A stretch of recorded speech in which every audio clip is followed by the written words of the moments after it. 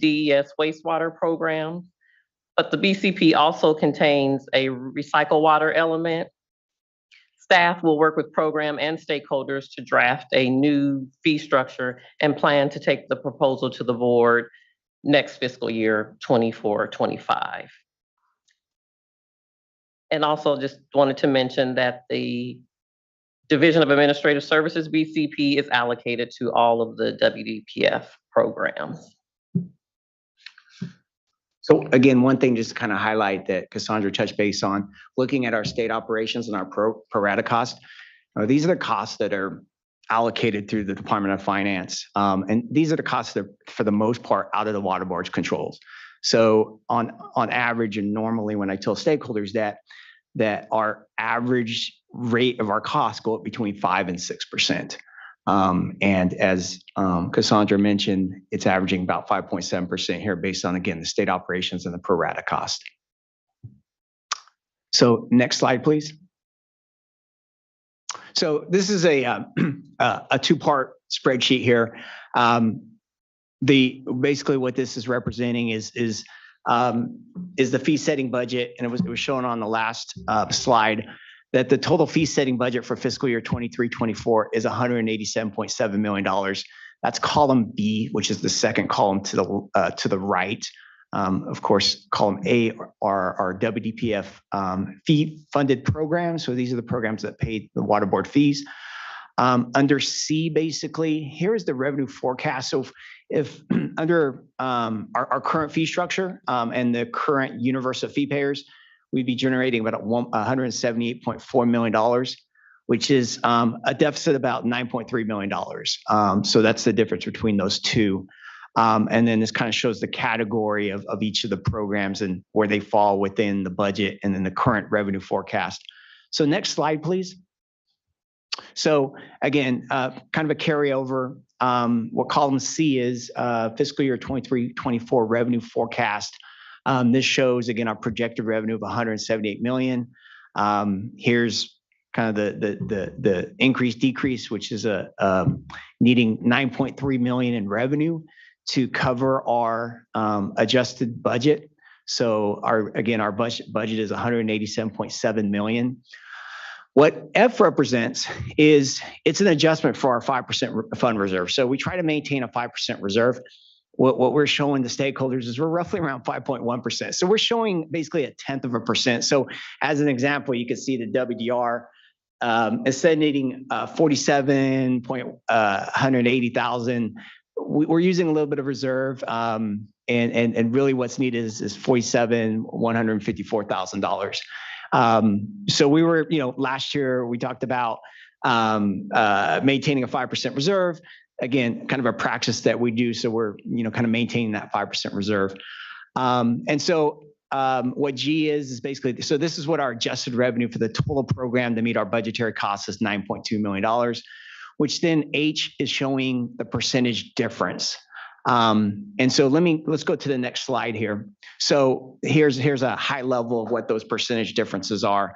When you're looking at the land disposal and the MPDS stormwater program, those programs are generating sufficient revenue to cover their current expenditures, including like their share of the fund reserve. Noted that the MPDS stormwater program, the construction, we're still receiving higher than expected applications for construction revenue, which is in a line of what happens with the land disposal and the tipping fees. They kind of go hand in hand with each other.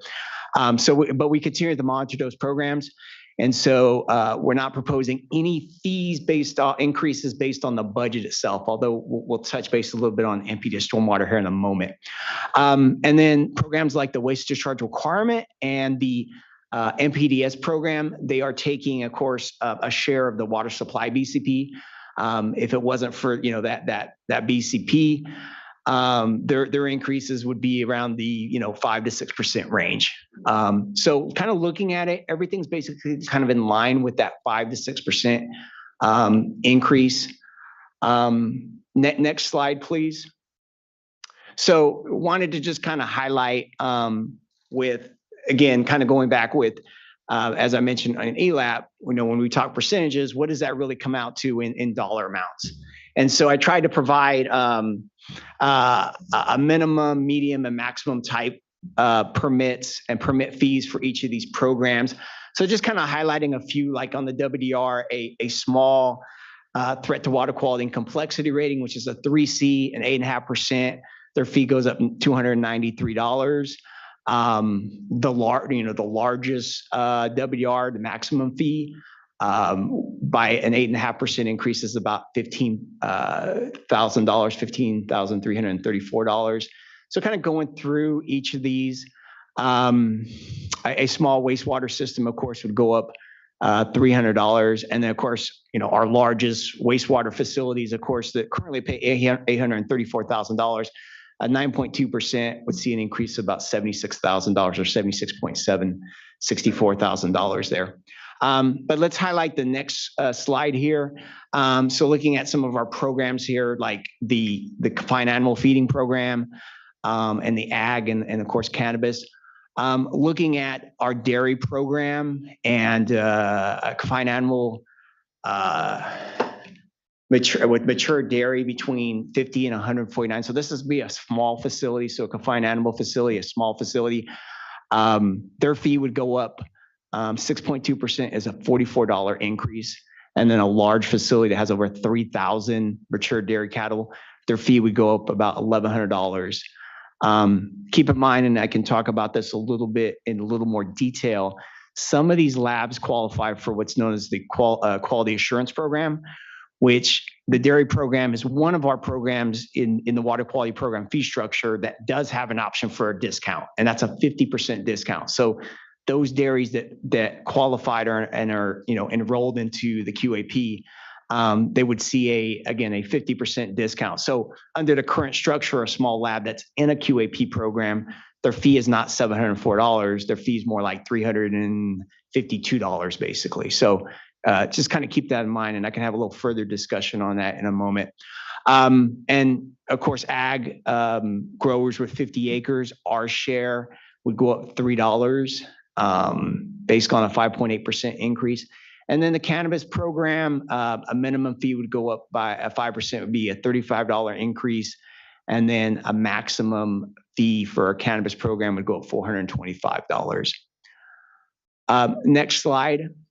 So kind of wanted to highlight also this slide here. This kind of touches on what our fees have been last 5 years. So if you look at, here's the 5-year average. And what I'll say that the staff's proposals today, each of these increases are less than the 5-year averages, except for cannabis. But when you look at cannabis in the first 3 years of this 5-year analysis, we did not raise fees.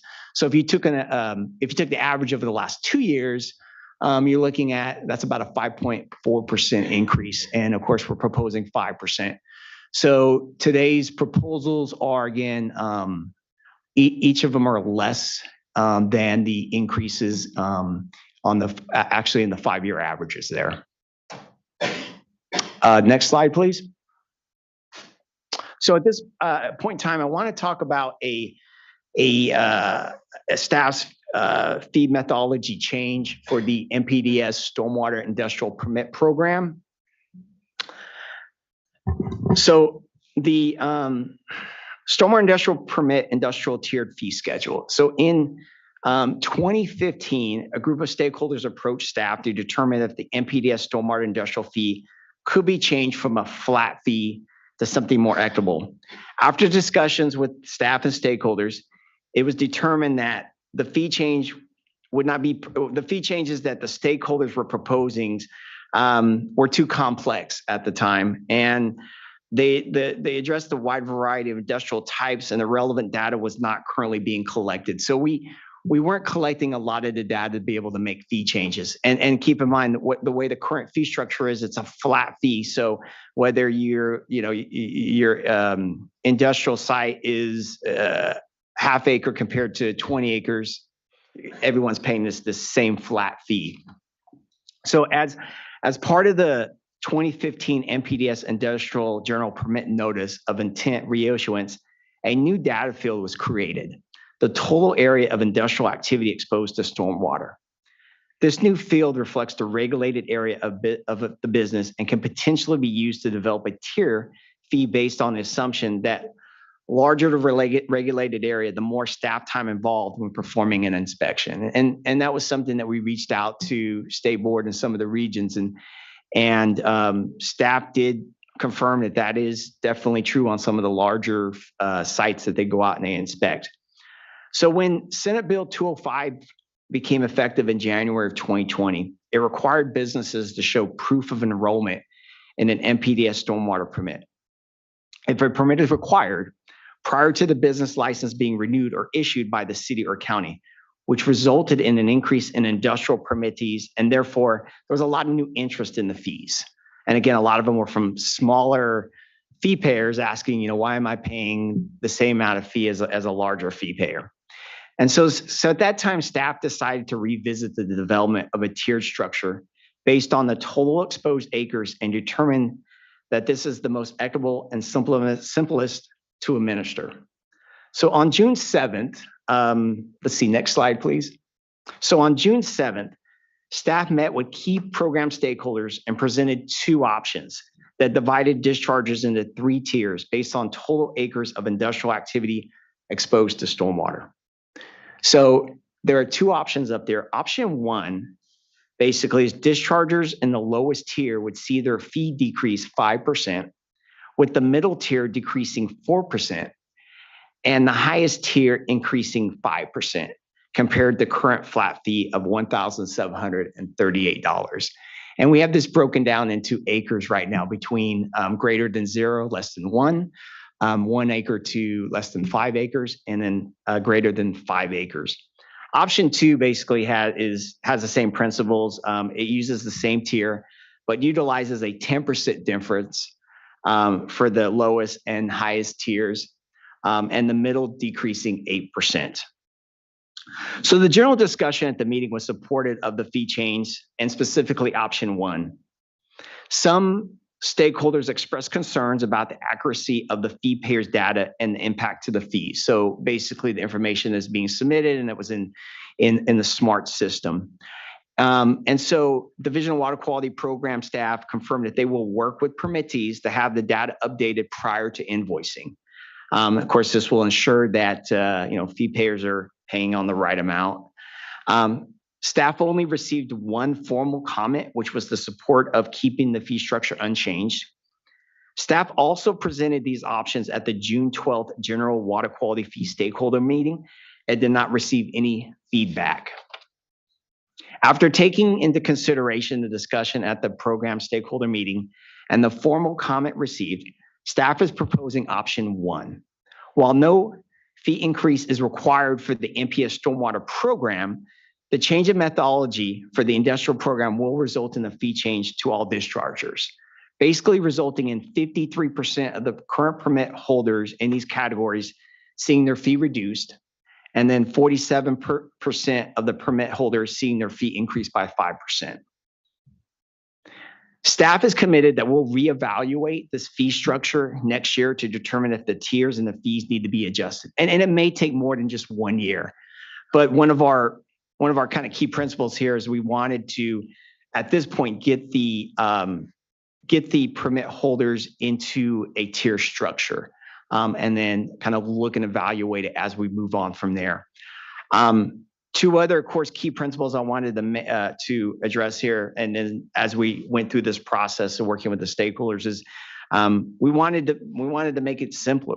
We want to make sure everyone understands where they would land on their fee, and that they would be able to look at the fee structure and make a determination of their fee amount. The other thing is that it was a net zero amount difference. So under the current flat fee, we're generating about $15.1 million in revenue.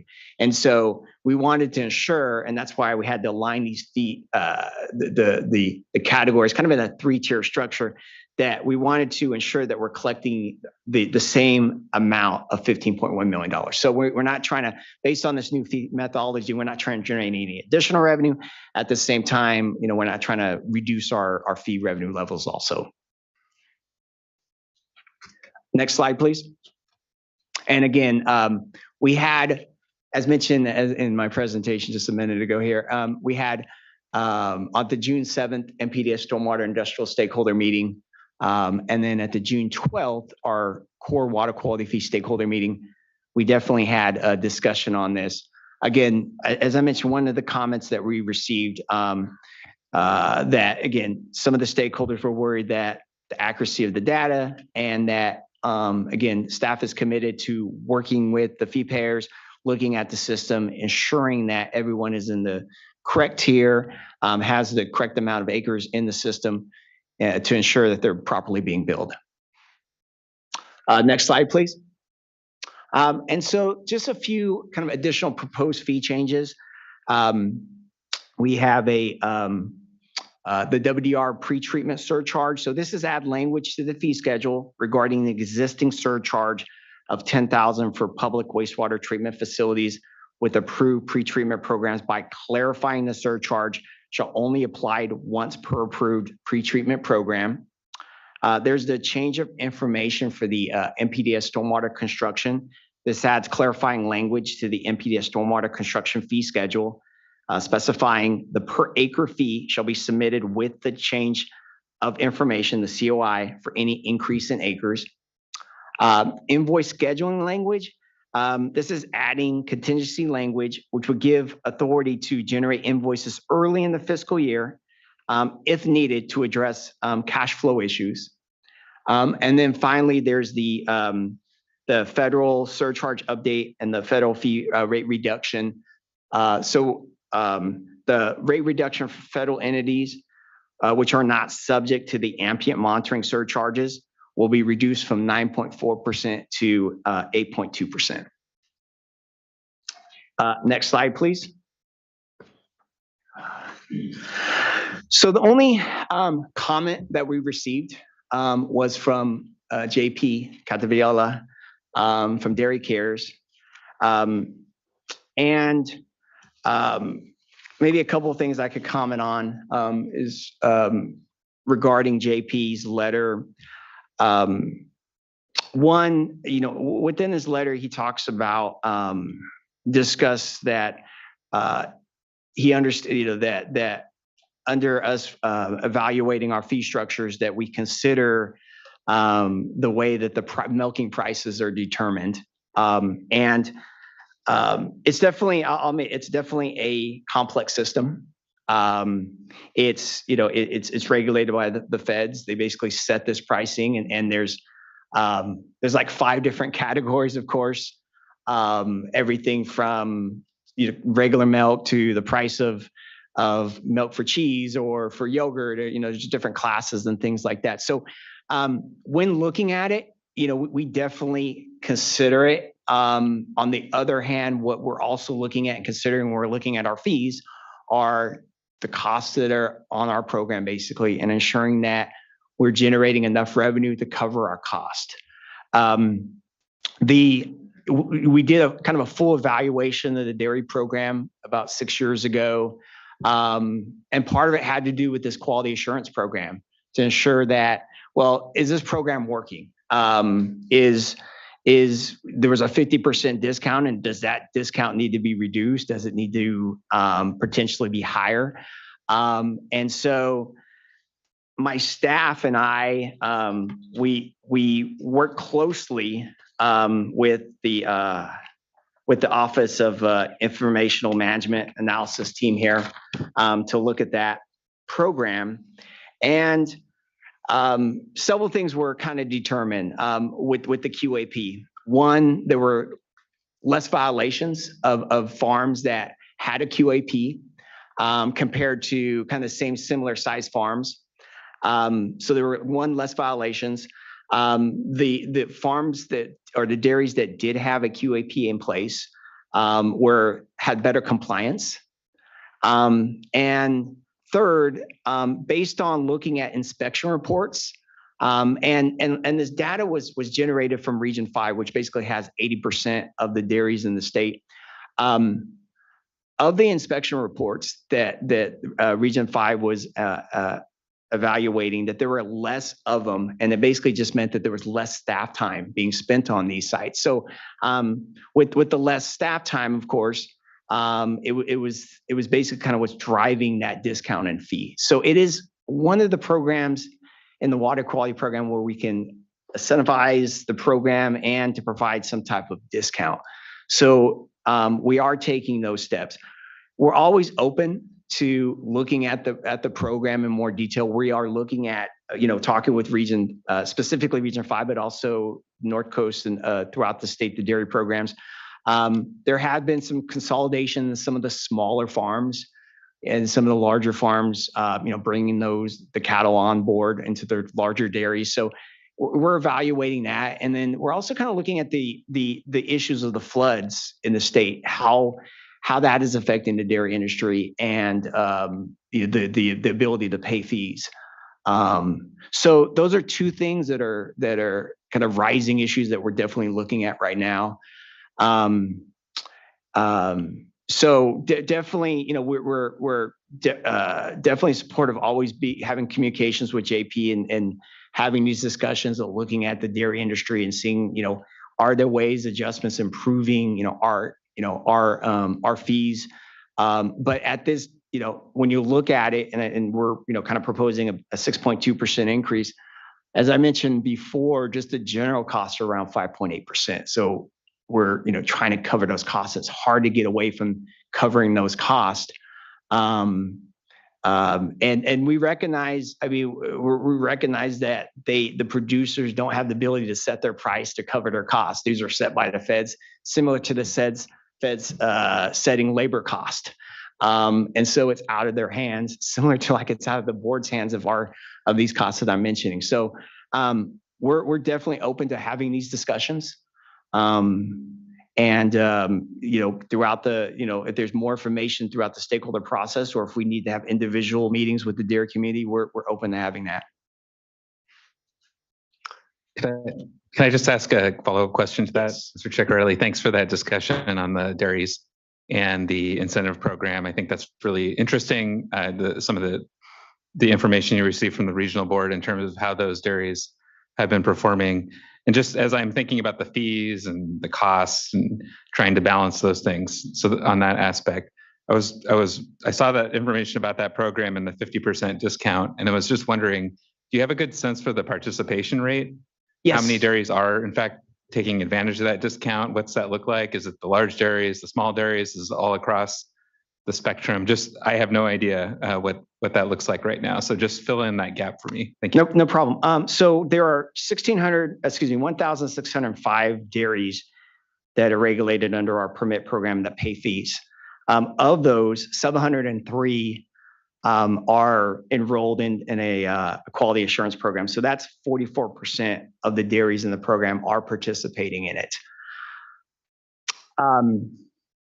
If I can kind of speak frankly here, I mean, through this process, asking, of course, the people that run the QAP program, well, why wouldn't everyone want to participate in a program like this, right? Well, a lot of what we heard, especially like a longtime dairy program, or the dairy farmers generational dairymen, they've said, well, I don't want another entity, someone else telling me how to regulate my property, basically, or tell me what I'm doing wrong, or what I need to implement or something like that. And so those are some of the things we heard. And a lot of times these are larger farms. And also some of the larger farms, I mean, they have staff on board that help deal with a lot of this, cost of compliance and, are able to address the violations and things like that. But yeah, it was interesting why not everyone would have joined the program. Now, I think the sense is that we would like everyone to enroll in the program. And if that did happen, that would be the opportunity to really evaluate our costs of the program, right?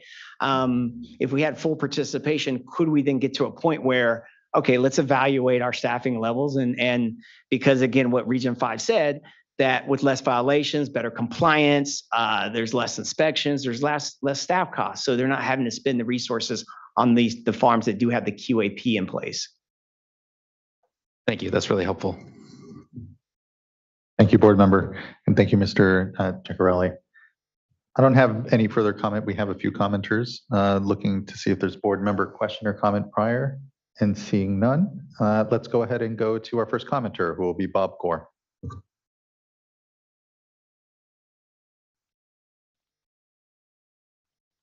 Is hot? Yes, it is.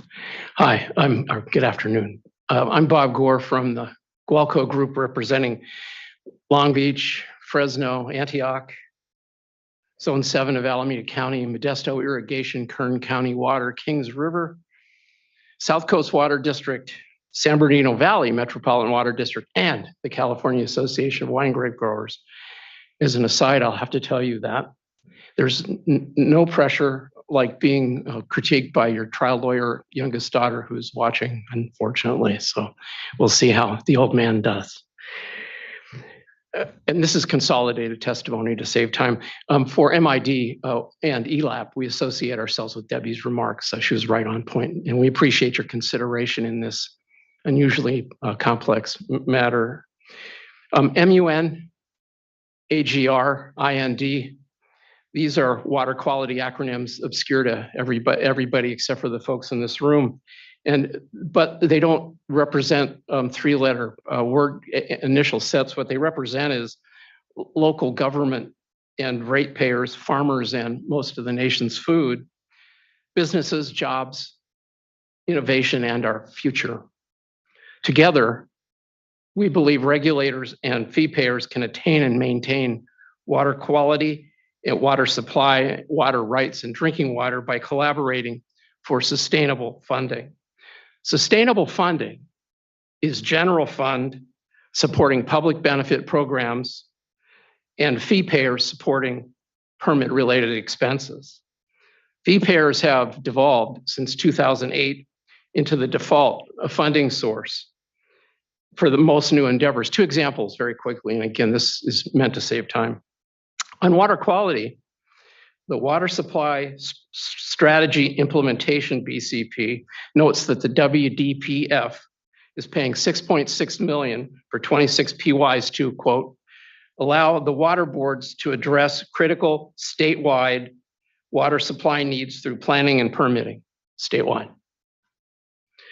For water rights, ratepayers with acknowledged general fund assistance for the program, the data modernization effort that's creating CalWater.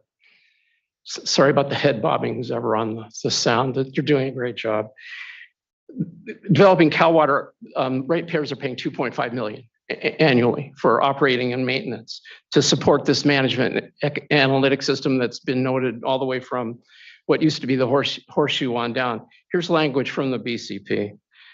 To protect the state's water quality and manage the state's water rights system, to prepare California for changes in hydrology that are expected with climate change, to improve and protect groundwater quality, restore and enhance natural water systems, increase sustainable local water supplies, ensure adequate flow for fish and wildlife, improve transparency and accountability. That's a lot more and appropriate to general fund, we think. Metrics would be, and parenthetically, metrics would be ideal to develop with both these BCPs and some others. That's a goal. We hope to contribute to that. By that, I mean ratepayers. Also, full transparency remains somewhat elusive. We have, for example, this year for water quality, again, requested the PYs, types of PYs, didn't get them. We got them 3 years ago. There's a number of requests we make, and I'll be glad to send them, that we're not getting. It's not to say the process hasn't been collaborative and cordial, it has. It's just that sometimes there's not as much information as we'd like to have. So after approving the urgency resolutions today, we respectfully request the board and staff engage collaboratively with ratepayers in educating lawmakers and their staff members on the cost of legislation. Yes, we need to parse this collaboration between education, which state agencies can do, and advocacy, which they cannot. That's our job. State water board members and staff can and should provide cost data and program process information to elected officials and to ratepayers, and we'll be glad to take the next steps. Lawmakers, as we know from the number of pending 2-year bills, will in January resume adding to what certain cabinet secretaries have been known to call, this is a direct quote, the regulatory burden. We look forward to next year's workshops and specifically to working together to restructure ILRP funding, which is based on a non-sustainable revenue source, that is a per acre fee on declining acreage. John, Dave, Cassandra, the diligent and helpful staff members from administration, also water quality and water rights and drinking water, have been cooperative and patient throughout this fee-making process. They're a delight to work for and exemplary state employees. Thank you for listening. Thank you for those contributions. And I'm glad all your clients have the same position, because otherwise you'd spend a lot more time at the dais. So thank you. I appreciate the contributions, Mr. Gore, and to conversations I know we've had through the years here to provide the basis of information so folks understand what are the impacts, what are we doing with our work, and especially with the legislature so that they can understand this conversation amongst us. So thank you for that. Much thanks. I'll go now to our next commenter and would like to call up Carrie Fisher.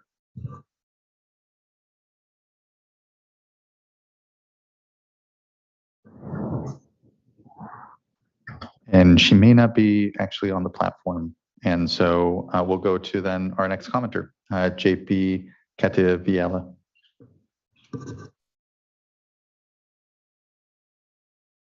Hi. Good afternoon. Okay. We get on screen here. Okay.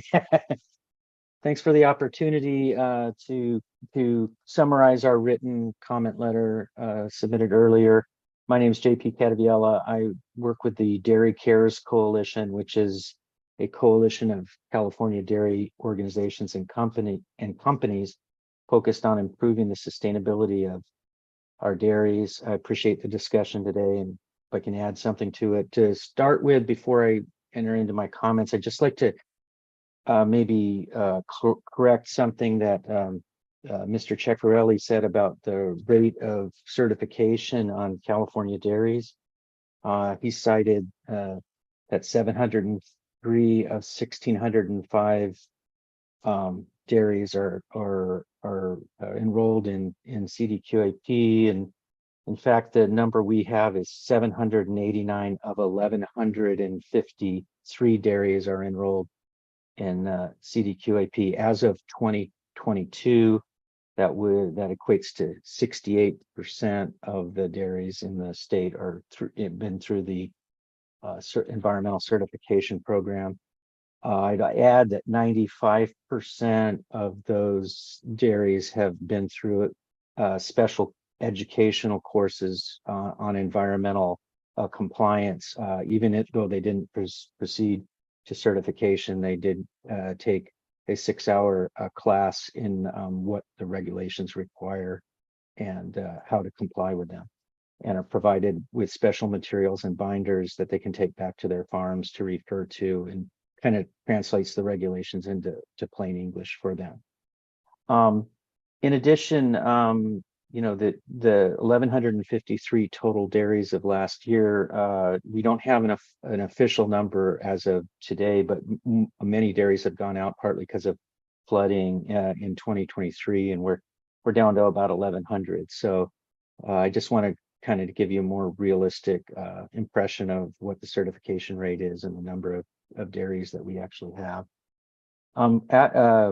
With that, I'm here today, as you already know, to register our concern about the overall pace of increases in fees and compliance costs. That seems to be a theme that many of us are repeating today. We submitted a detailed comment letter, as I mentioned.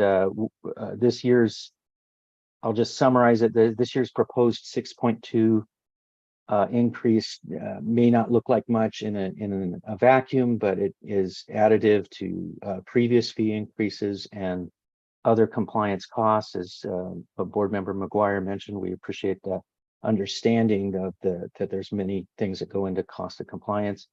This year's increase follows a 4.1% increase in 2022, a 15.4% increase in 2021, a 6.2% increase in 2020, and a 9.5% increase in 2019.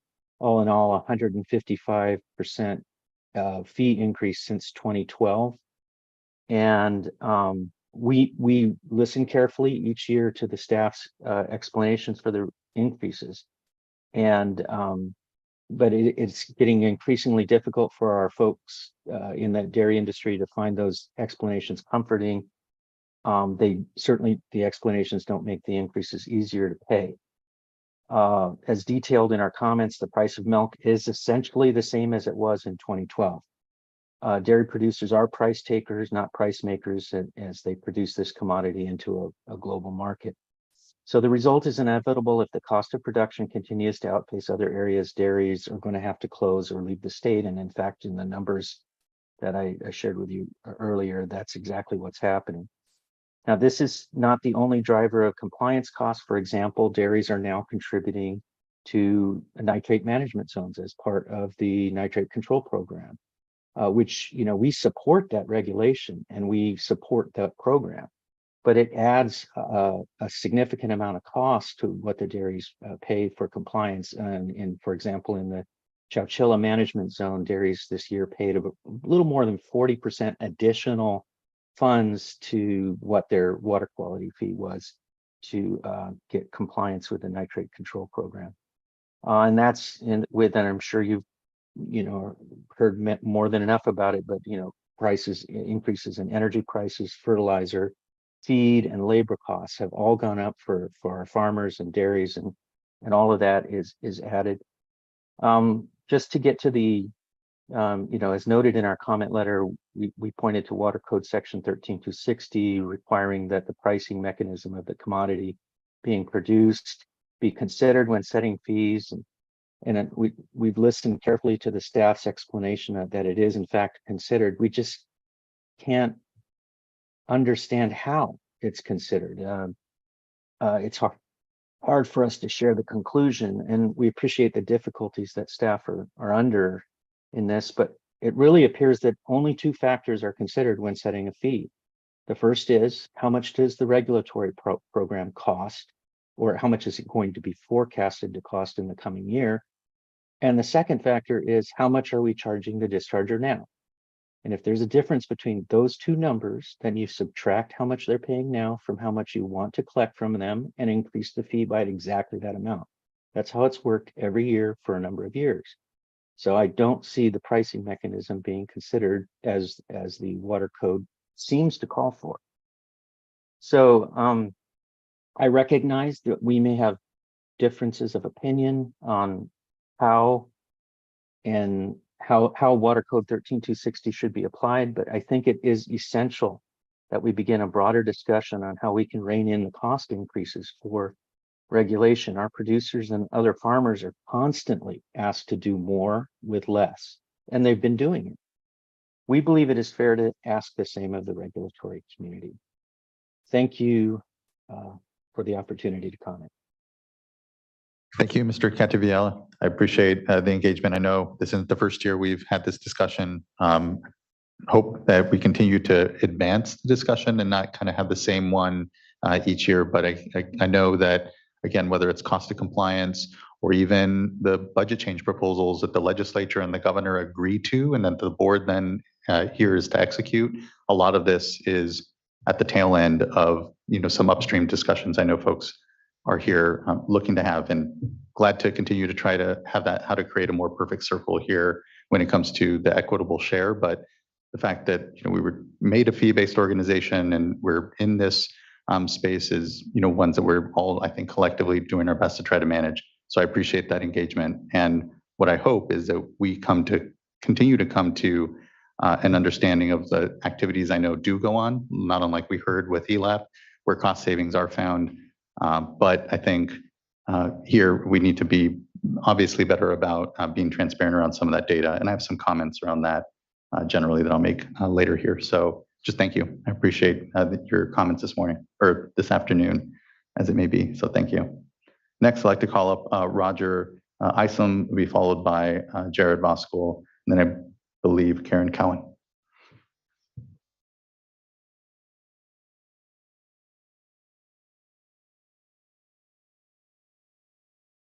Thank you, Chairman Esquivel and members of the board. Unfortunately, this is going to be a little repetitive. This isn't the first time we've been here, and we've been raising this issue since 2016. For the record, my name is Roger Isom. I'm the president and CEO of the California Cotton Ginners and Growers Association and the Western Agricultural Processors Association. And we are here to express our concerns with the water quality fees, but in particular, the WDR fees. Our Western Agricultural Processors Association represents about 180 tree nut hullers and processors of almonds, walnuts, pecans, and pistachios. And in some of those operations, we use water to wash and separate out rocks and sticks and leaves from the nuts. And we take that water and put it right back on the farm that we grow. These operations typically operate 7 or 8 weeks a year, but they discharge, and so they have to pay a water quality fee. Our concern, and I think it was a little bit disguised in the chart that was up there, is this continual increase in fees. And I would urge everybody to not to look at just looking at year-to-year comparisons, but look at the cumulative increase. I used an example of a medium facility, one of my pistachio operations, which is when you look at threat and complexity at 2A, they've gone from 27,000 to 42,000 in 5 years, a 65% increase. And they're looking at yet another 8.5% increase on top of that. What's important on that is there's nothing we can do to change that. We're simply subject to that. We can't reduce our water flow. There's nothing we can do. We're stuck to it.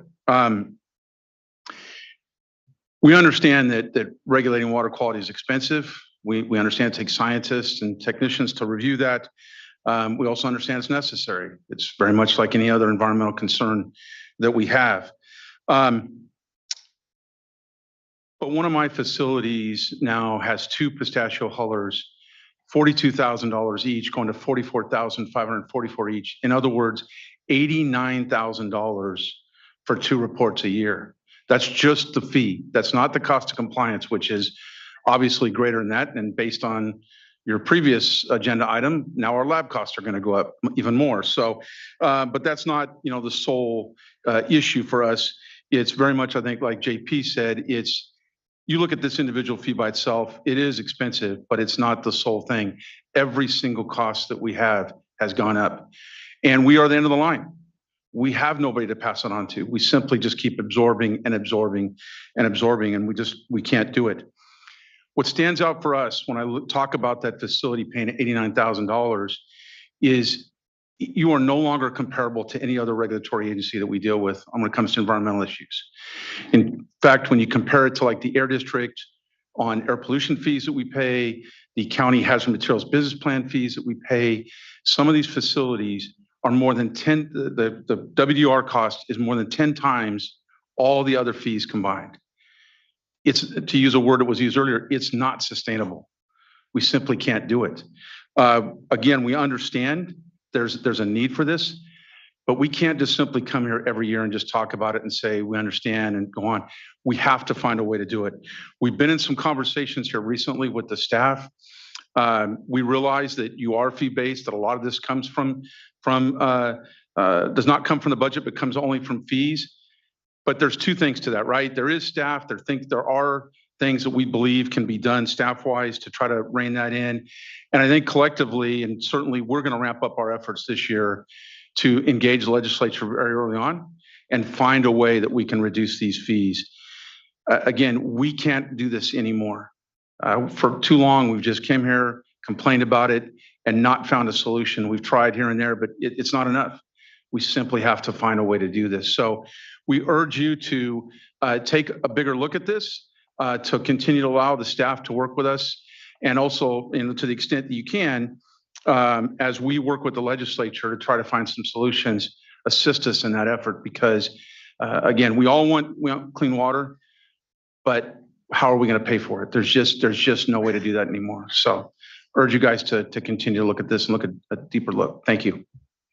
Thank you, Mr. Isom. I appreciated your engagement and I know discussions here with staff, and committed to making sure we advance this discussion. So as we come here next year and yet again contemplate our fees as we do each year, hopefully we have some movement on just some of these discussions. I'll note, I guess now at this point, I think it'd be helpful if we just had sort of a standard data set at, each year that we just, whether it's PYs or, consistent sort of numbers, so that we just, build, instead of, year by year, perhaps having different requests for different information.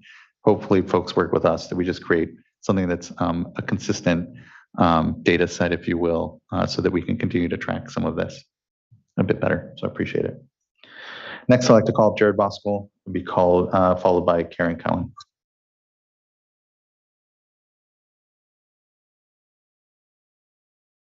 Hi, Jared Voskuhl on behalf of CASA, the California Association of Sanitation Agencies. CASA represents almost 140 public agencies that provide wastewater collection, treatment, recycling, and resource recovery. We wanted to, testify today on this item. It's a perennial one, but seeing the cumulative increases, it's one we flagged before. And when we've noted this in prior years, the response back was for us to speak to the legislature because they are really the ones that were impacting a lot of this with not appropriating money. And in a lot of ways, staff is just the messenger. And so we have heard that message. I want to comment substantively on just this year's fee increase. Our members, we have an active water quality fees subgroup, and we apprise them every 3 months after there's a meeting that's hosted, and we hear responses back, questions, inquiries, concerns. And I'll just note this year there wasn't that kind of response to the water supply strategy implementation BCP and that fee increase. And so, I think it's good to communicate that our members seemingly were supportive of that. They understand why they're paying that fee, and they're in support of that. In terms of the fees, I want to thank staff for putting the dollars up there. Maybe we could have a contest who pays the higher fees, but I think I saw 2 members, medium-sized members, paying $250,000 a year. And then our largest members are paying $850,000 a year, which is a significant increase, or significant overall amount. The increase this year for the largest members is $75,000, just on a 1-year increase. And so I want to flag those amounts. Back to the broader context of the legislative appropriation, the board had an in-person meeting at the end of July as part of their executive officer retreat. One of the things you all talked about was the recent impact of the ruling out of the United States Supreme Court in Sackett. And essentially, and gratefully, because of Porter Cologne, the protections in California aren't impacted by that ruling per se, but in terms of the staff needed at the board to maintain those, there would be an impact. And so there was kind of a discussion of, in the future, we could expect to have to see more staff hire, which would result in more fee increases, which to me, it's notable that this is this real impact. And if we're already concerned about a $75,000 increase for our largest members, what does that look like programmatically? But stepping back and taking a look at the full picture, we have a state budget of $300 billion. This program's about $185 million. Doing the math, it's a 0.06%, portion of the general fund. And I have heard Bob Gore all year and last year talk about these are programs at the Cal EPA to protect waters across the state of California. That could be something that could be derived from the general fund because of the benefits. And Bob himself will tell you he was involved with the statutes that got us off of the general fund to this fee-based program. And so in talking to other fee payers, we have kind of a de facto coalition that are all interested in going to carry this message to the legislature about this. And so I flagged that for you to know we'll be active on that front. We're all kind of strategizing internally, but it's wastewater, stormwater, ag, many sectors and amongst the fee payers. And so, hopefully that might provide some relief, and it can kind of signify our responsiveness to what you all have directed us to do. But it's always a sensitive issue when you're in the legislature because of all the variety of issues that we have to contend with. So, hopefully as we go forward next year, we can provide some updates on that. But we do want to acknowledge that we are working on that front and trying to be responsive. So thank you. Thank you for that, from Mr. Voskuhl. Really appreciate it. Next, I'd like to call up Karen Cohen, who we followed, I believe, our last commenter, Bruce Houdeshelt. Good afternoon, members of the board. I'll be super brief. Basically, just here to reiterate the normal same things from other commenters. And Chair Escabel, I appreciate your summary of all the comments, as I think we all are in agreement and we all see a potential path forward. And it's just sort of the formal comment to support that, meaning this process has its benefits, but it also has its limitations in terms of what the needs are for your staff and where the funding comes from and the cycle we find ourselves in. So that's a high level comment. Specifically for stormwater, pretending we have the exact same process we'll have in other years. We have been in an over collection for the last couple of years, and staff sent me some of the final accounting from FisCal, which I just haven't had a chance to dig through from prior years. But it's just a flag. It's not a request to do anything this year. Staff have it flagged as well. There's just been a kind of an over collection over the last couple of years, and just to keep our eye on that and see where that goes. So thank you. Thanks for the time. Appreciate that, Ms. Cohen. I appreciate your engagement and time as well on this. Last, I believe here, I'd like to call up Bruce Hautschelt.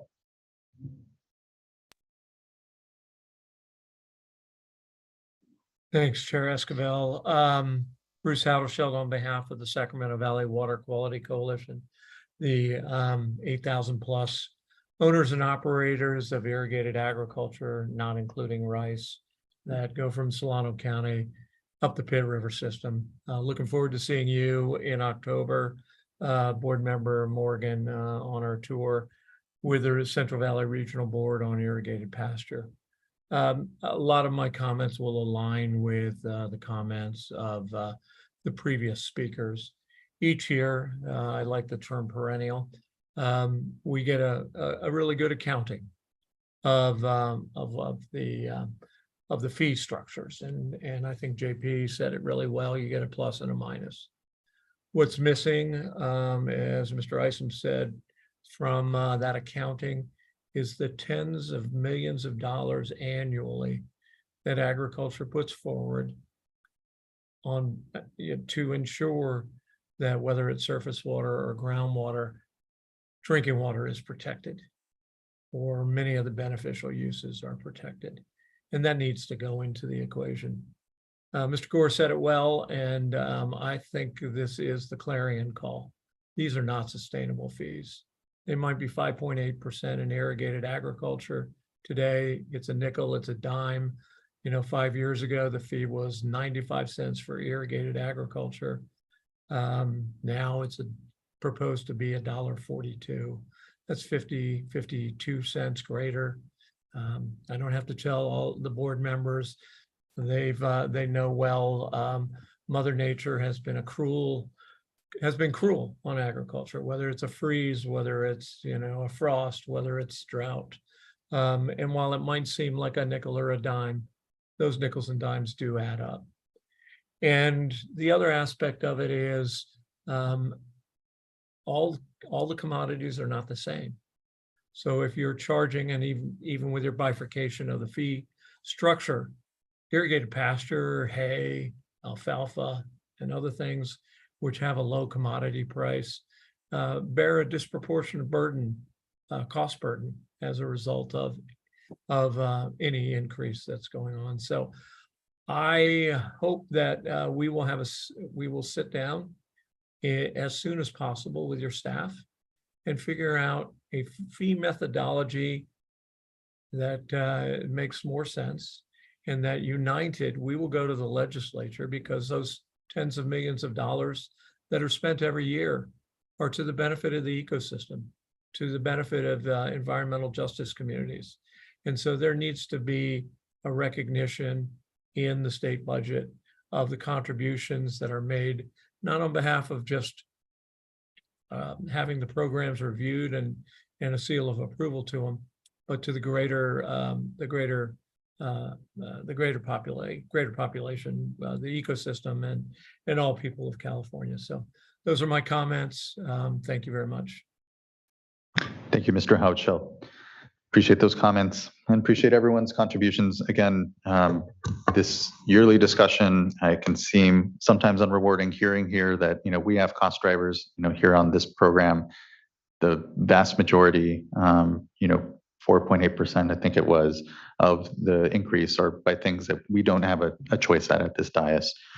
So I appreciate everyone's engagement on this, and ultimately, again, patience in not hearing what folks want to hear most, which is the board here at the dais will, just decide not to fully fund our program, stop, increases that again are being largely passed down.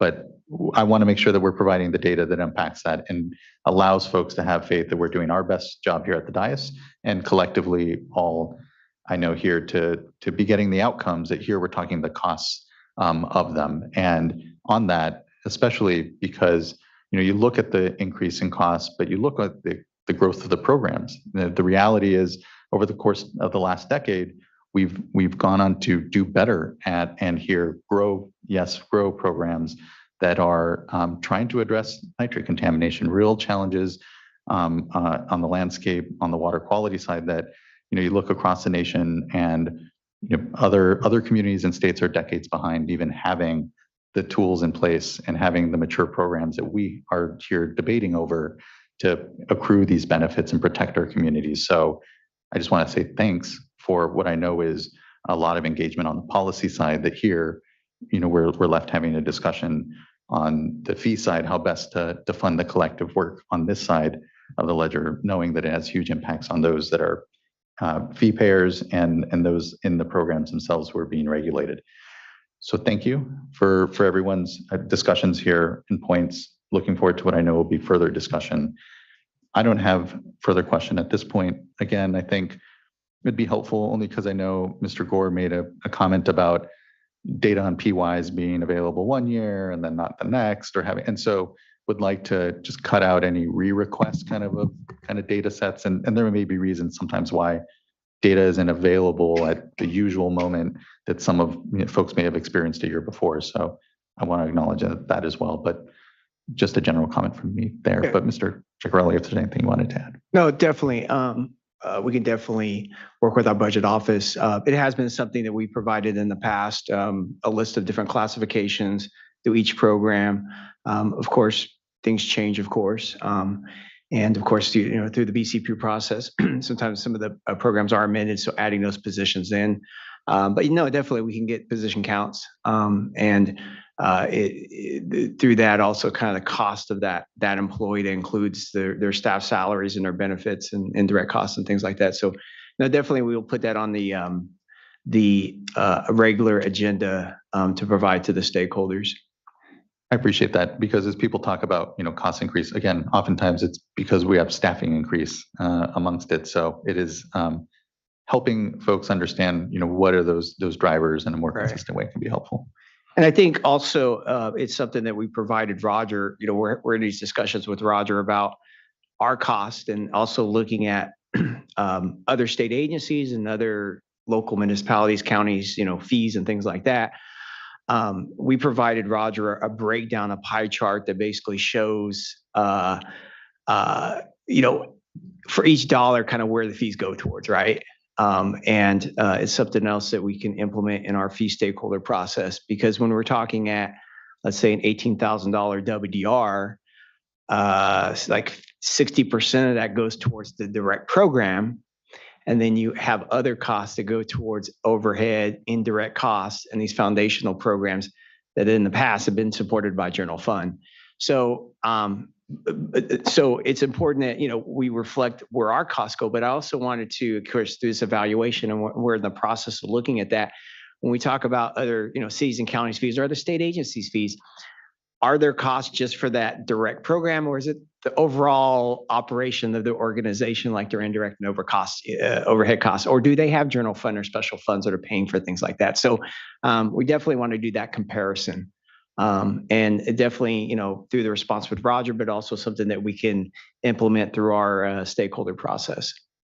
That's great. Definitely be committed with that transparency. I really appreciate that because we did hear, again, comparisons well, across other agencies. And again, they may have funding sources, may not be as dependent on fees or maybe other things. So having that apples to apples to just know where we are within the landscape, I think is helpful and hopefully continue to build the good confidence I believe folks should definitely have in the work. Thank you, Mr. Ciccarelli. Fellow board colleagues, anything, question, comments? Board Member McGuire. Yeah, thank you. And just want to agree with you on your suggestion for a uniform standardized data set. I think that will be really helpful in breaking through some of the confusion that we have year to year in terms of where the resources are going, where the costs are going, how they're allocated. So I think that can be a very useful tool. So I appreciate that idea. And then the other thing I was thinking about here, just listening to all the conversation and the comments, was we're not really in a position to be able to control the total making ends meet, right? So there's the revenues have to balance the costs at the end of the day. But what we can control here at the board are how those fees are allocated within each program. So I appreciated the work that you're doing, staff, on the industrial stormwater general permit. I know there was a request for some thinking behind the irrigated lands regulatory program and how those costs are allocated. And maybe there's others as well. On the water quality side, there's a long list of different programs, and it's complicated how all the fees are determined for each program on the whole. But for me, learning about the dairy program, for example, as well, and the incentives that are hard coded in there to provide some motivator for dairies to participate in improving the quality of the work that they do in their operations. I think there's all kinds of different ways to look at this. And I'm always interested in that, in the space that we have the capacity to help make sure that the fees are fairly allocated within a given program. So just one area that we do have some say over, if it's not the bottom line, at least within that, the allocation. So just wanted to share that thought. And I'm happy to make a motion, but board member. Yeah, thank you, Board Member McGuire. Board Member Morgan. Thank you. Just want to add my support on having just the transparency of the data and really making sure that from year to year, we're having the same amount, the same type of data going out. And so just my understanding, and you correct me if I'm wrong, was that with the transition to Fiscal, some of that data that was previously provided wasn't available. And so now I'm hoping that we can get back to that point where we can produce the same type of data and consistently provide it. And then also have that historical somewhat record where we can do that look back, where some commenters did bring up, where we can look back over, whether the last 5 years and really see what that cumulative impact has been.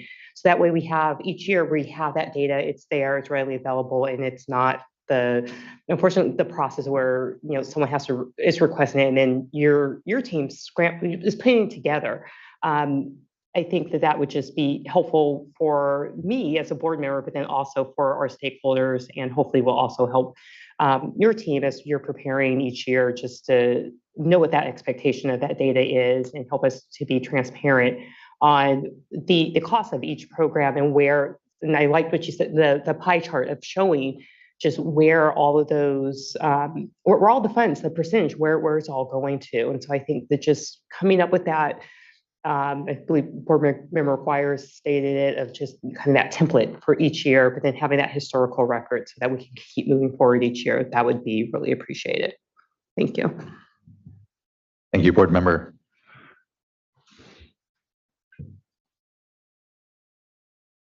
Okay. I need to pull up my agenda here to make sure I'm getting the right item. There's several related ones. Okay, so I will move to adopt the draft resolution under item number 9. With change sheet, thank you. We have I'll a second. second. Thank you. Ms. Tyler, can you please call roll call vote? Board Member McGuire, Aye. Board Member Morgan, Aye. Board Member Firestone, Aye. Chair Esquivel. Aye. Thank you. Thank you as well. The item is adopted. I appreciate everyone again and the conversation. I look forward to the continuation of it. Let's now move to our next water quality fee item, which will be on water rights, and will then be followed up with our last on drinking water.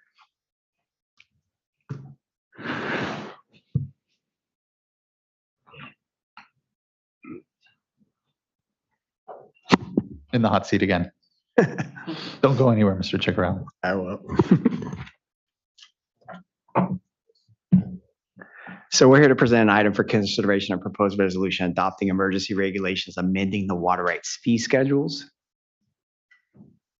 This is item number 10. Again, I'm here to present, and Cassandra will be doing the cost drivers here. The next slide, please. So the staff presentation, we have a discussion on our stakeholder outreach. the Water Rights Fund budget cost drivers, proposed fee changes, the 5-year fee adjustment for permits, licenses, and applications, proposed changes to the Sustainable Groundwater Management Act, SGMA, other regulation changes, and then comments received. And then finally, if there's any questions, we'll be able to help answer those. Next slide, please. Thank you. So again, we had 3 of our stakeholder meetings, March 9th, 12th, and 13th. These are all through Zoom and webcast. I just want to mention that we've had a lot of success with the Zoom and webcast because we've been able to have more participants. We've had these discussions about going back into person stakeholder meetings, and we're trying that, but the last couple that we did, our participation rate dropped, right? So we're still holding them via Zoom and webcast. But again, as the fiscal year goes on, next fiscal year, we'll evaluate, make some determinations of whether we do them back in person or not. And again, these meetings are aligned with, again, the iterations of the governor's budget. Primary focus is discussion on the budget cost drivers, any BCPs, proposed fee adjustments to meet budgetary expenditures. We go over the fund conditions, and then, of course, any proposed fee adjustments.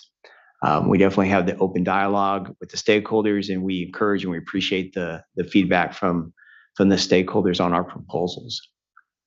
Next slide, please. I will have Cassandra go over the water rights budget cost drivers. Okay. The fiscal year 23-24 enacted budget for the Water Rights Fund is about $35 million.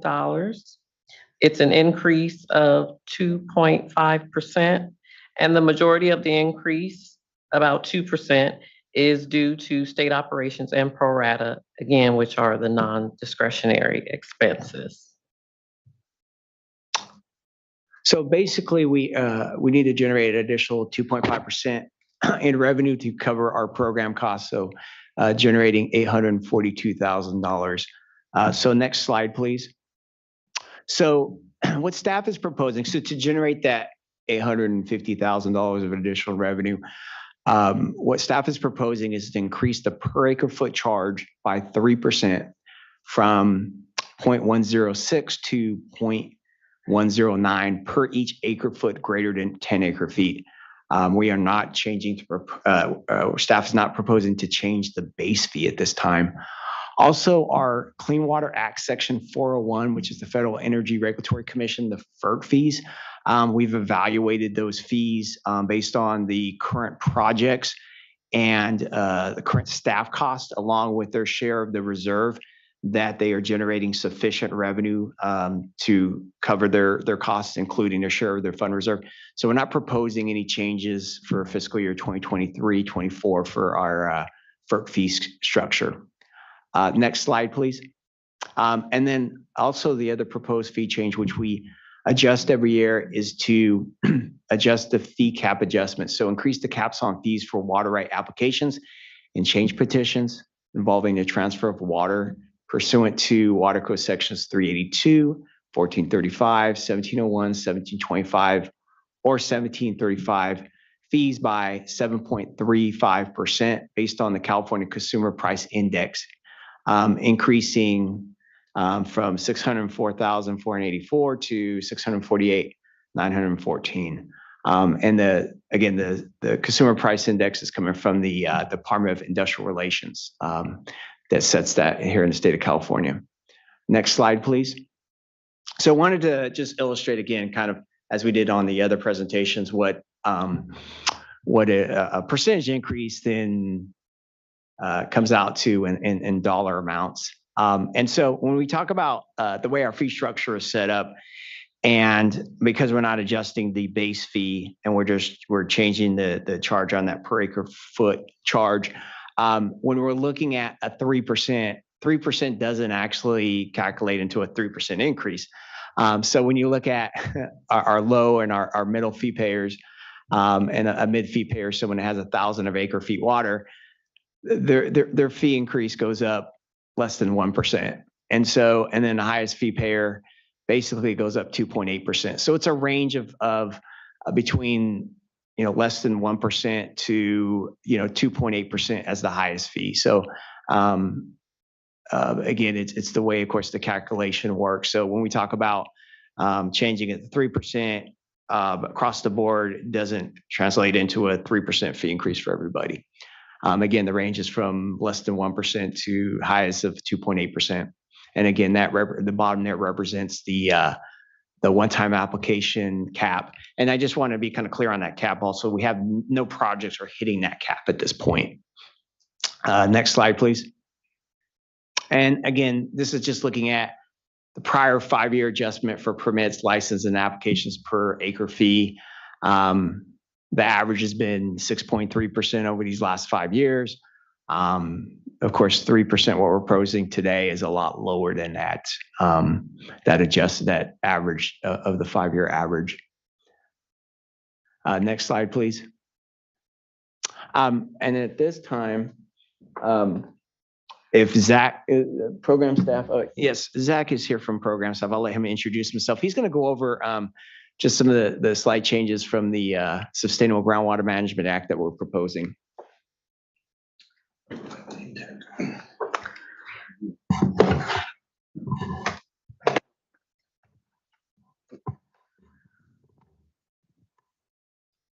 I'm Zach Mayo with the Sigma team. So the three proposed changes that we're proposing today are the first one is an expansion of the definition of what a qualified individual is with respect to who can install meters. The second change is it more specifically defines what counts as a meter. And then the third change is for the administration of fees, adds public schools and state small water systems as entities eligible for fee waivers.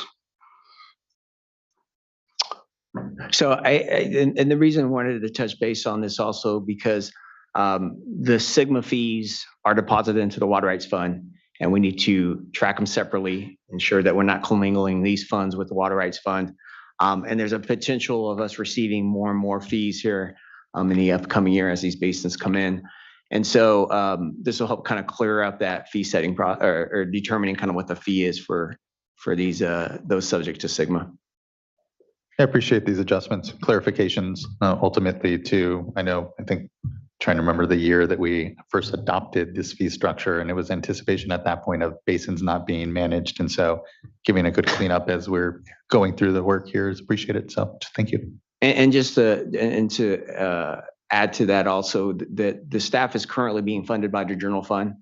But with that said, with the plan is with the additional revenue that may projected to come in, anticipated to come in, then we'll start to move off of the general fund and have staffs being supported by the fee revenue. Next slide, please.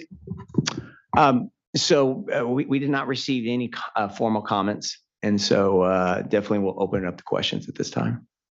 Thank you for that. I know Mr. Gore made passing comment to some of the water rights work, and I was going to address it then, but I was going to save it here for now, but he doesn't have the benefit of hearing this at this point. He did bring up that this year's fees, as we saw in part, and not a large part, being driven by a BCP for our Upwards project, the water rights data modernization work that we're doing. Although, I know, his concern was that there's all these other benefits that aren't just about necessarily the administration of fees or the administration rather of water rights or the data system that we're investing. Important to note, $60 million actually came out from the general fund to support that system. So the cost to water right holders is actually very minimal compared to the real investment that the state is making. And yes, an example of resources that can be brought to the board to accomplish really important work that isn't just off of fee payers, because 60 million developed out of the water rights fund and the fee payers there would be, we'd have a lot more people here and you would have had a lot more comment. So I just, for what it's worth, to make sure we're painting the right picture of the really ultimately the resource that the governor and the legislature has said, yes, is important. Yes, this is needed, and is coming to the board, not fully off the backs of ratepayers or fee payers for that matter. I don't have any further comment though, and we don't have any other commenters on this, but for Mr. Gore. So board members, question, comment amongst ourselves at the dais, and then otherwise.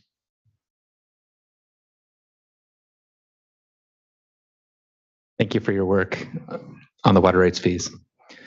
I'll move to adopt the resolution under item 10. Thank you, board member. I'll second. Tyler, can you please call the roll call vote? Board Member McGuire, Aye. Board Member Morgan, Aye. Board Member Firestone, Aye. Chair Escobar.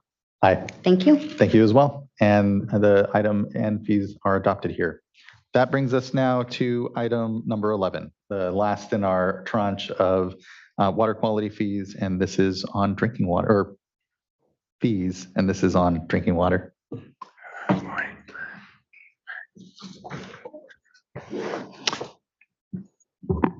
Thank you, board. We're here to present an item for consideration of a proposed resolution adopting an emergency regulation amending drinking water fee schedules. So item number 11. Next slide, please. Again, Cassandra and I will be presenting today. Next slide, please.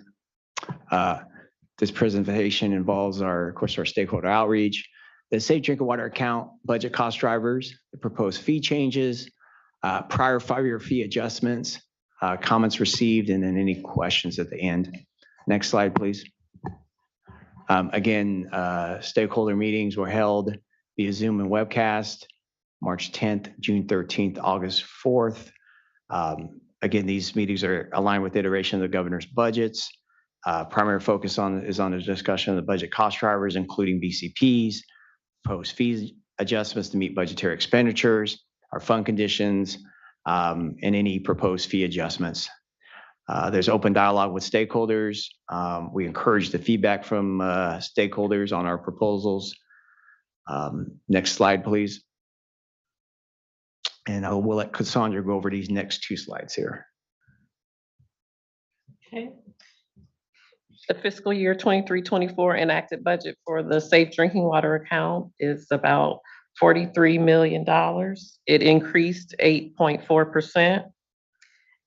And again, the primary drivers for that increase is state operations and pro rata, which comes to about 9.5%, but it is offset by the savings from the lead and copper rule revision BCP that transferred funding from the original BCP from Safe Drinking Water Account to the federal trust fund. So we had a couple of BCPs there, of course, that adjusted cost and of course reduced costs also. And so we're looking at a percentage change of revenue of 8.4%, which is $3.3 million.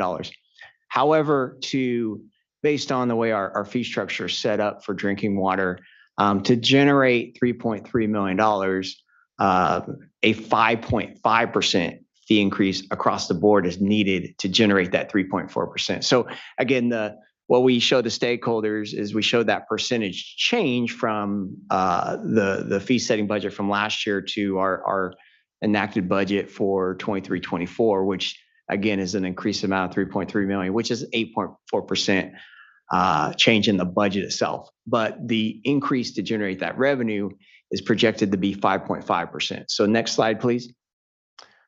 So I want to just kind of represent what a 5.5% increase is based on dollar amounts. We have a fee structure that addresses our disadvantaged communities, and that increase would be $16 on that fee. The current fee is $285. It's proposed to go $301. Looking at our average community water system, which has 5,000 service connections, a 5.5% increase is a fee of about $1,764. The bottom there is what we refer to as our average of the largest 5 community water systems. So that's an average of over 350,000 service connections. And so a 5.5% on those large facilities, the average would go about $44,000 or $44,500 there. Next slide, please.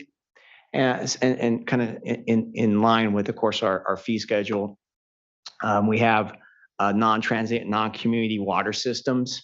There's a formula there that's based on per person served. But the base is basically $725 on our current fee. It'd go up the base fee would go up $40 based on a 5.5%. And then there's the transient non-community water systems. The increase represents what the fee increase is there on the 5.5%. And then, of course, we have a formula based on millions of gallons of water for our wholesalers. And the question always kind of comes up, well, what's the non-transient, non-community water systems? Just for clarification purposes, we're talking schools and businesses that provide their own water. The same people have a kind of regular opportunity to consume that water, but they do not reside there. And then the transient water systems include entities like rural gas stations, restaurants, state and national parks that provide their own potable water source. Most people that consume the water need to reside or in a regularly spend time there. Next slide, please. So here's a kind of representation of a 5-year average. And so the proposed increase is less than the increases in the last 5 years of 5.5%. I'll definitely, if you guys want me to highlight fiscal year 21, 22, it was an increase. It was during the COVID year. We had it was fluid. There were a lot of moving pieces there. We had deferred comp, furloughs were terminated, so we went back to normal cost. There were multiple BCPs also involved in that, where Darren did take steps to work with the Department of Finance, where we moved some of those costs from 21, 22 into 22, 23, basically. And so, but as you can see, we're kind of starting to balance off. And then, again, this is a lot less than our 5-year average on the drinking water program. Next slide, please. So throughout the whole process with our stakeholder meetings, we did not receive any comments. And so we're here to answer any questions on this. Many thanks. I don't have any questions. We do have a commenter, but I look to any board members in case they have comments or questions as we go to our commenter. And hearing none, I believe our commenter is Norman Benson on this issue. Mr. Benson, apologies, you're upside down for us. Apologies, I stand on my head for you, what you say. Cal Worthington, I checked my camera prior to this, and FaceTime has me fine. I checked on Zoom before I did this, that was fine. And then when I got you, I'm upside down. So it's definitely a factor of modern living. Yeah, so but no worry in the least. We can still hear you very well and still see you nonetheless. So good to see you. Well, yeah. Anyway, so now for something completely different. Please allow me. So the State Water Resources Control Board wants to increase its drinking water fees by 5.5%. Please allow me to share with you the advice I have received numerous times as a water treatment operator when expensive regulations were imposed on my little water system, 22 connections in a public water system. I'm paraphrasing now, so forgive me. Well, gee whiz, that's tough. Suck it up. In its public notice of the proposed emergency rulemaking to increase our water fees, you state that without fee revenue and the amounts appropriated, much of the drinking water program would be in danger of being shut down. Continued administration of the drinking water program is essential to the economy, public health, and environment of the state of California. I need help with that. As far as I am concerned, the programs of the Water Board, especially the drinking water program, are not essential to the economy, public health, or the environment of the state of California. On the contrary, I find the Water Board's programs far from essential. You seem to be laboring under the fallacy that the economy is enhanced by regulations. Frederick Bastiat, the Jonathan Swift of economics, wrote satirically about the candle makers doing what many of your folks are doing here, and they're asking for redress for problems involved and regulations to meet their needs. In Bastiat's little thought experiment, he had the candle makers going to the parliament asking that the sun's competition be taken away by making everyone put curtains over their windows. That way the sun's unfair competition would be done away with.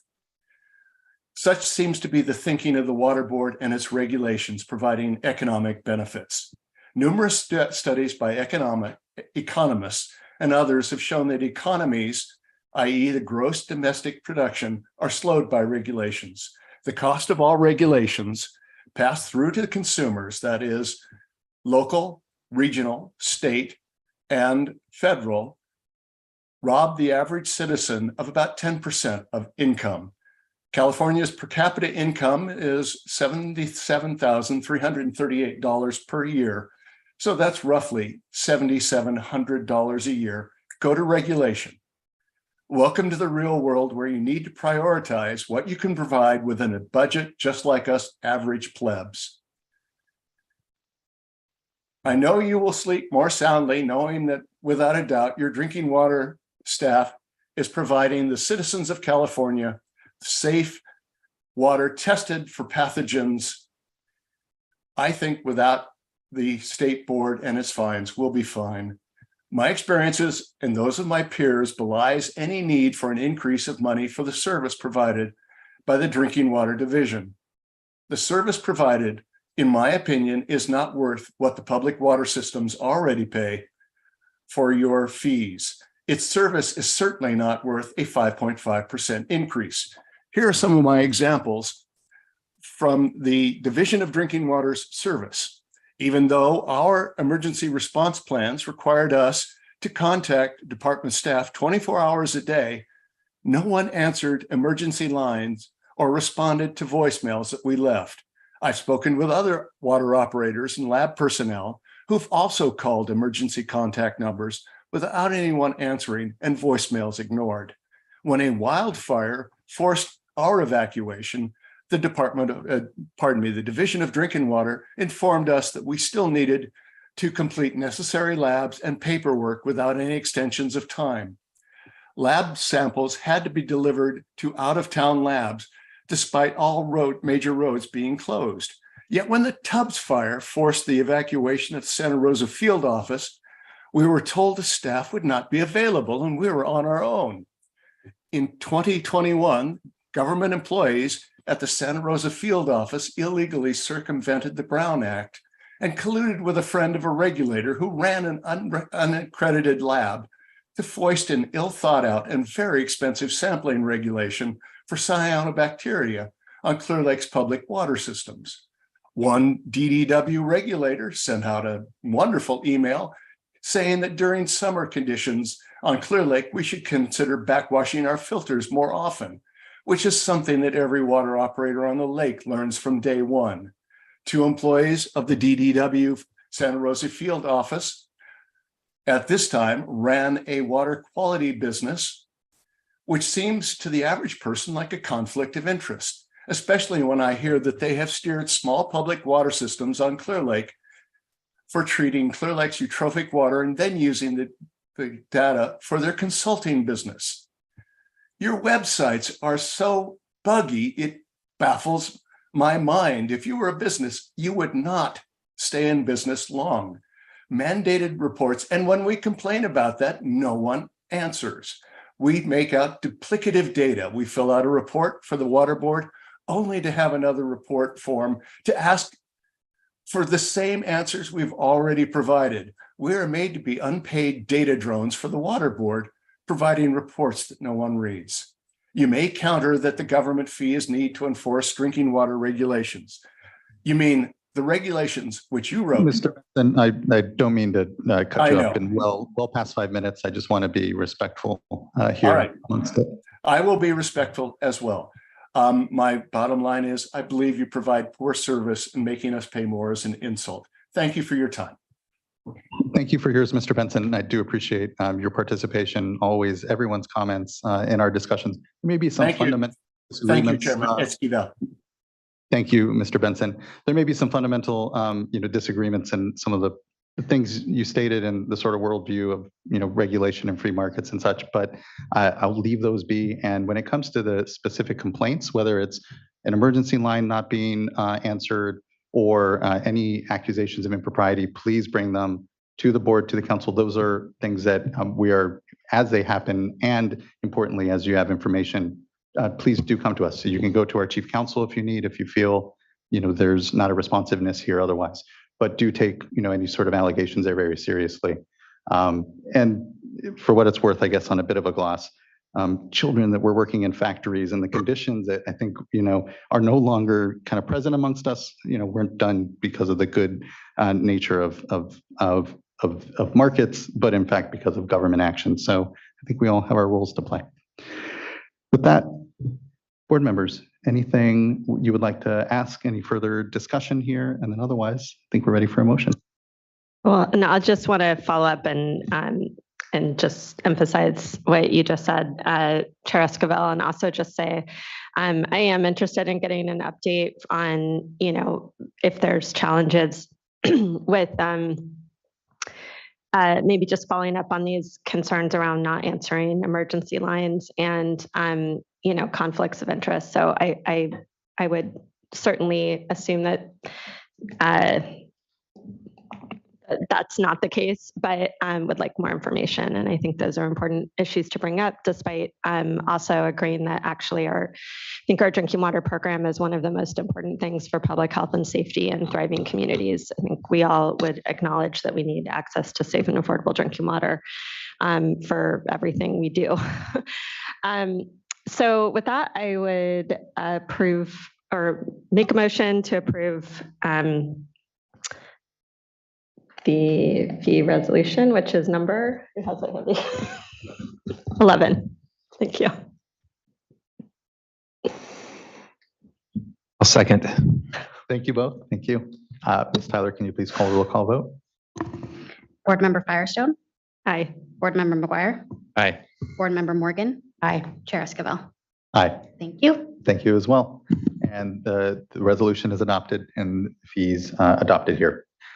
Thank you, Mr. Ceccarelli, and everyone's engagement. Again, this is a yearly discussion and look forward to what will now be the start of next year's process all amongst it. So thank you.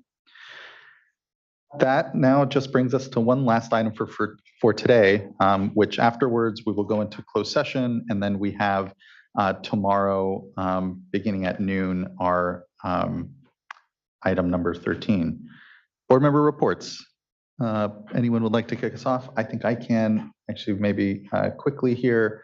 So after our last board meeting on the 7th, I drove to the Bay Area, participated in the Public Policy Institute's Water Policy Advisory Committee Council meeting that I am part of, and then drove that evening to then join and be part of the Water Data Collaborative's Water Data Summit at Stanford, and participated there on a panel around equity and the equity work and data and the nexus amongst it all.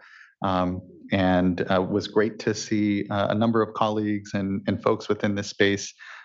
June Lopez, always a powerhouse with Milton Miguel, but our former chair Felicia Marcus was there too, along with Eric Ekdahl, our head of the Division of Water Rights, talking about AI and the advances in artificial intelligence and potential application.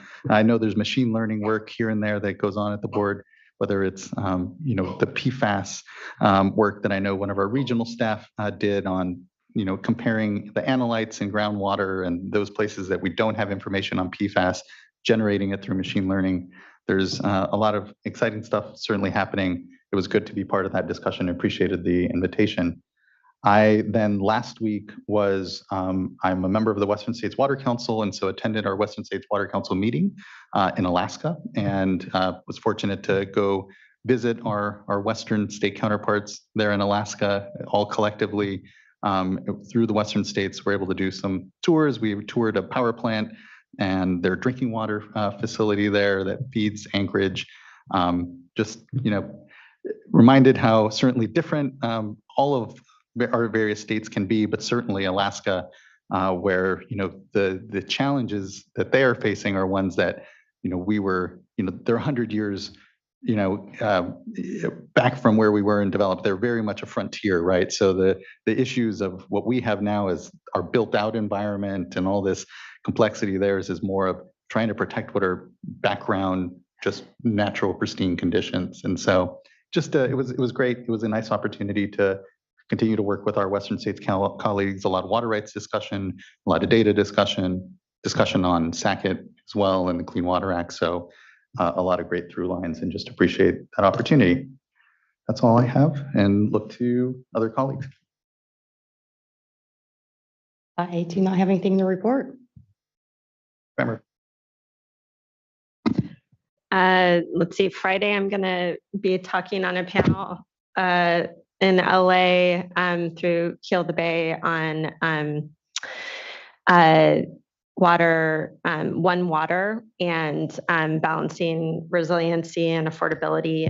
And there's also, I think, a great panel from many of the GMs in that area on the One Water nature that the LA region is working to address both resiliency and affordability. So then next week, Sean and I are going to be traveling up to the Scott Shasta Valley area and meeting with some folks. I haven't been up there really at all, and I think Sean's seen the Shasta Valley. So we're still setting down the itinerary, but looking forward to getting out on the ground over there.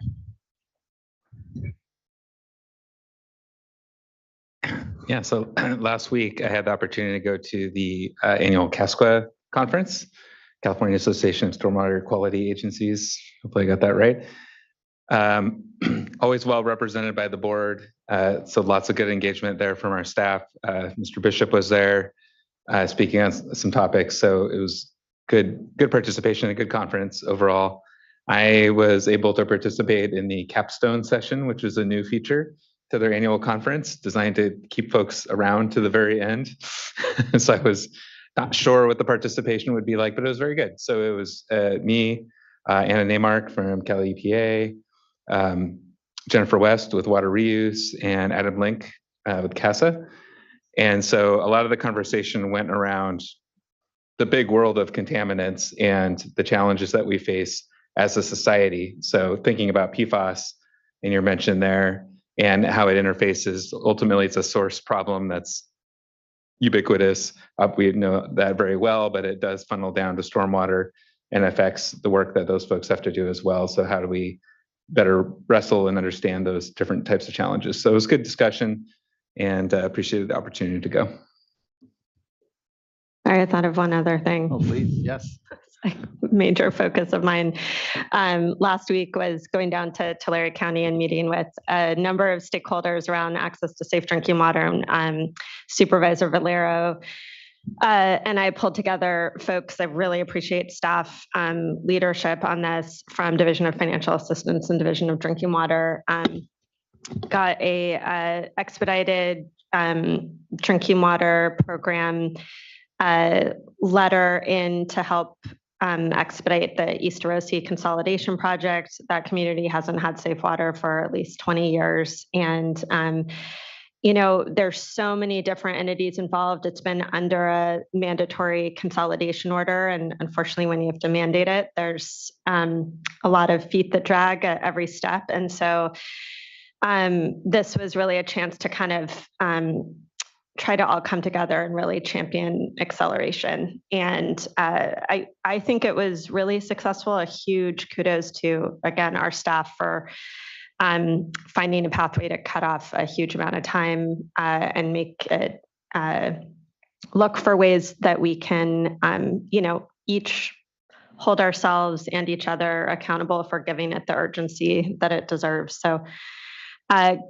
appreciate the leadership at the county, and there'll be a lot more, but it made me also just very hopeful that we'll really be able to see some of these communities actually be able to drink from their tap after decades. Here, here. Thank you so much, board member. And to your point, just really appreciate Mr. Karkowski, Andrew Altavote, others that continue to put in the time and here go down into a community and meet person to person, not force folks to come up here in a way I hope that I know will continue to accelerate the work. So thank you, board member. That brings us to the end of board member reports. We will go now into a closed session, and then we will be reconvening here tomorrow morning at noon. We're providing some time for folks to be able to commute here into Sacramento, and so we'll start at noon, not here in the morning. And otherwise, Mr. Loffer, anything, you'll return to close us, well, won't be closing us out, just personal session, but yeah. I will come back down to the hearing room to make the announcement when closed session is over. And just to be clear on the record, there were two items that were noticed for closed session. One was a placeholder in the event the board needed a closed session for the Blue Triton Brands matter. That is not going to be the subject of the closed session. Instead, it is solely the second item, which is the personnel item as disclosed on the agenda. Thank you very much, Mr. Loffer. With that, we will be here going to closed session and then otherwise recess until tomorrow at noon. Thank you, everyone. Appreciate today's discussions and look forward to tomorrow. Thank you.